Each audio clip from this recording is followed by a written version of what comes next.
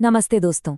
आज के इस एक्सप्लेनर में हम एक ऐसी घटना की तह तक जाने वाले हैं जो शुरू तो हुई थी एक आम स्कूल ट्रिप के तौर पर, लेकिन खत्म हुई एक भयानक रोंगटे खड़े कर देने वाले बुरे सपने में। हम बात कर रहे हैं शिमला के जंगलों की उस अनसुलझी और खौफनाक त्रासदी की जिसने रातों रात कई जिंदगियां बदल कर रख दीं। हम सारे सबूतों, वहां की लोक कथाओं और उस रात के एक एक पल को जोड़कर देखेंगे। यकीन मानिए, ये कोई आम कहानी नहीं है। ये गलत फैसलों और अनदेखी ताकतों का वो जाल है जिसे समझना आपके लिए बेहद जरूरी है। चलिए शुरू करते हैं।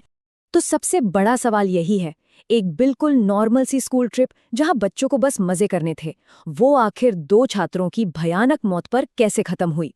इस कहानी की शुरुआत करते हैं उस मनहूस सुबह से, जब पुलिस होटल के बाहर अपनी जांच कर रही थी। वहां का माहौल एकदम खौफ और मातम से भरा हुआ था। हर तरफ पुलिस ही पुलिस थी और सामने एक ऐसा नजारा था जिसने सबको अंदर तक हिलाकर रख दिया। जमीन पर दो लाशें पड़ी थीं, और वो भी बहुत ही कम उम्र के छात्रों की। अमन और रोहन दोनों सफेद चादर में लिपटे हुए थे। पुलिस ने देखते ही इसे मर्डर केस घोषित कर दिया था। लेकिन क्या ये सच में कोई मर्डर था, या फिर इसके पीछे कोई ऐसी ताकत थी जो हमारी समझ से परे है? इस कंक्लूजन तक पहुंचने के लिए हमें घड़ी की सुइयों को थोड़ा पीछे ले जाना होगा और देखना होगा कि उस रात असल में क्या क्या हुआ था। अध्याय 1, आधी रात को झील का प्लान, जो बनी एक भयानक भूल। तो हुआ ये था कि पिछली रात बस खराब हो जाने की वजह से इन लड़कों को एक बिल्कुल सुनसान होटल में रुकना पड़ा था। और ये कोई आम जगह नहीं थी। चारों तरफ ऊंचे पहाड़ और घने जंगल। वहीं कमरे के खिड़की से उन्हें जंगल के बीचों बीच एक झील दिखाई दी। अब उनका प्लान क्या था? उनका प्लान था कि वो रात में चुपके से इस झील पर जाएंगे, कुछ मस्त तस्वीरें खींचेंगे और स्कूल में रातों रात फेमस हो जाएंगे। एकदम एडवेंचर, है ना? लेकिन हकीकत बिल्कुल ही अलग थी। वो उस घने सुनसान जंगल में बुरी तरह भटक गए। वहां हड्डियां कंपा देने वाली ठंड थी, और सबसे डरावनी बात, फोन का सिग्नल भी गायब हो चुका था। अगर टाइमलाइन पे नजर डालें तो ठीक आधी रात के वक्त, जैसे ही होटल का गार्ड सोया, ये तीनों चुपके से बाहर निकल गए। खिड़की से देखने पर तो झील बहुत पास लग रही थी, लेकिन 12:30 बज चुके थे। वो लगातार चलते जा रहे थे और जंगल का रास्ता खत्म होने का नाम ही नहीं ले रहा था। रात के 1 बजते बजते ठंड से उनकी हालत खराब होने लगी। जब उन्होंने फोन चेक किया तो कोई सिग्नल नहीं था। बस इसी पल उन्हें अपनी गलती का एहसास हुआ और उन्होंने फ्लैश लाइट जलाकर वापस होटल लौटने का फैसला किया। अध्याय 2, पहला कब्जा। रोहन का अचानक से गायब हो जाना। लेकिन वो जंगल उन्हें इतनी आसानी से वापस कहाँ जाने देने वाला था? लौटते वक्त कहानी में एक बेहद डरावना मोड़ आता है। अमन और आयु आगे आगे चल रहे थे, और जैसे ही उन्होंने मुड़कर पीछे देखा, रोहन गायब था। वो वहां था ही नहीं। तभी अंधेरे में किसी के तेजी से भागने की आवाज आई। वो दोनों बुरी तरह डरे हुए थे, पर अपने दोस्त को ऐसे छोड़कर तो नहीं जा सकते थे ना। तो उन्होंने उन कदमों की आवाज का पीछा किया, जो कुछ दूर जाकर अचानक रुक गई। अब जो आवाज आ रही थी वो भागने की नहीं थी, बल्कि जमीन खोदने की थी। जब अमन और आयु धीरे धीरे झाड़ियों के पीछे पहुंचे तो उन्होंने देखा कि रोहन ही जमीन में पागलों की तरह गड्ढा खोद रहा है। और जब उन्होंने डरते डरते उसे आवाज दी तो रोहन पलटा, और जानते हैं, उसकी आंखों में इंसानियत बची ही नहीं थी। उसकी आंखें पूरी तरह से काली पड़ चुकी थी, मानो किसी ने उसकी पुतलियां ही नोच ली हों।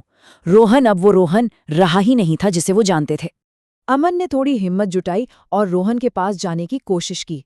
उसने रोहन के कंधे पर हाथ रखा ही था कि कभी रोहन बहुत जोर से चिल्लाया और उसने अमन को इतनी जोर से धक्का दिया कि वो काफी दूर जाकर गिरा।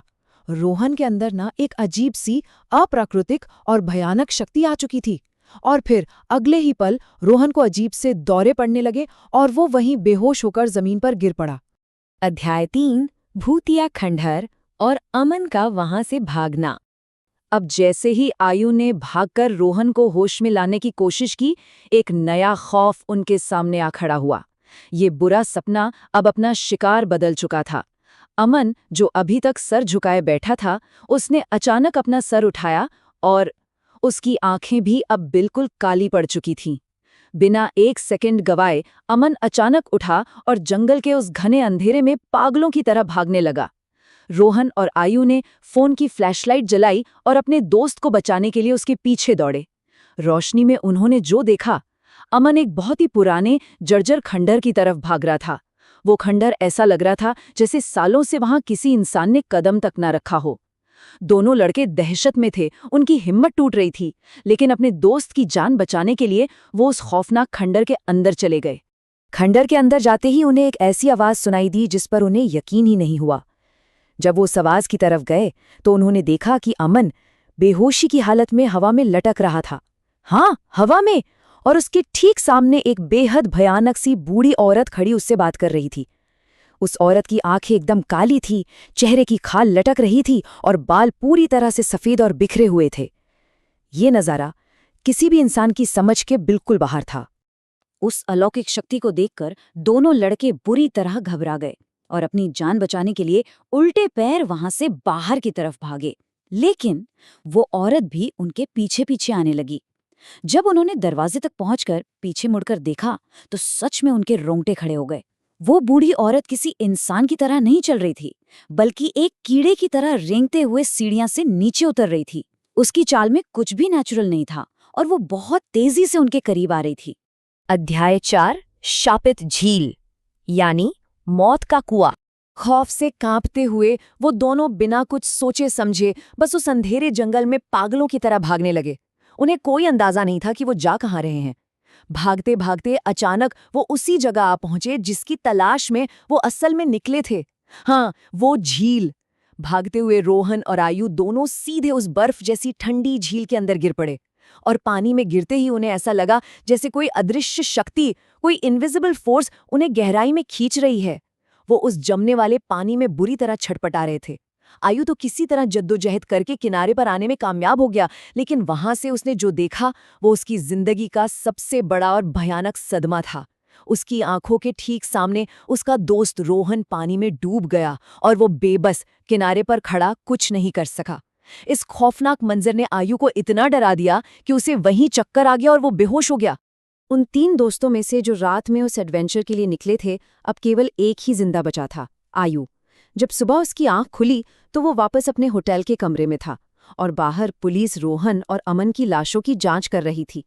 पुलिस को लगा ये एक मर्डर है, लेकिन असल सच्चाई तो इससे कहीं ज्यादा गहरी और डरावनी थी। अध्याय 5 प्रतिशोधी आत्मा की कहानी, उस जंगल का भयानक अतीत। अब सवाल ये है कि उस रात जंगल में ऐसा क्यों हुआ। इसका जवाब छुपा है उस जंगल के काले इतिहास में। वहां के लोकल लोगों ने पुलिस को एक ऐसी पुरानी कहानी बताई जिसने इस पूरी घटना के पीछे का कारण एकदम साफ कर दिया। लोकल लोगों के मुताबिक कई साल पहले इसी जंगल में एक बूढ़ी औरत रहा करती थी। उसका अपना एक घर था और वो दुनिया की भीड़भाड़ से दूर बड़ी शांति से रह रही थी। लेकिन पास के ही गांव के कुछ लालची लोगों की नज़र उसकी जमीन पर पड़ गई। उस जमीन को हड़पने के लिए उन लोगों ने उस अकेली औरत को बहुत परेशान किया, उसके साथ बदसलूकी की और आखिर में उसकी बेरहमी से हत्या करके उसकी लाश को उसी झील में फेंक दिया। ऐसा माना जाता है कि तब से लेकर आज तक उस औरत की अशांत और गुस्से से भरी आत्मा अपना बदला लेने के लिए उस जंगल और झील के पास भटकती है। और यही वजह है कि वहां के लोकल लोग रात के वक्त उस जंगल में जाने की हिम्मत कभी नहीं करते। जरा सोचिए, अगर उन तीनों लड़कों को इस खौफनाक इतिहास के बारे में पहले से पता होता तो शायद आज अमन और रोहन भी आयु के साथ जिंदा होते। आज का ये विश्लेषण हमें एक बहुत ही गहरे सवाल के साथ छोड़ जाता है। क्या उस अन्याय का शिकार हुई बूढ़ी औरत की आत्मा को कभी शांति मिल पाएगी, या फिर शिमला का ये घना जंगल और वो झील हमेशा के लिए इस खौफनाक श्राप में कैद रहेंगे, किसी नए शिकार का इंतजार करते हुए? आप इस बारे में क्या सोचते हैं? खैर, इसी डरावने विचार के साथ हम आज के इस एक्सप्लेनर को यहीं खत्म करते हैं। इतनी गहराई से इस रहस्य को समझने के लिए, हमारे साथ जुड़ने के लिए आपका बहुत बहुत धन्यवाद।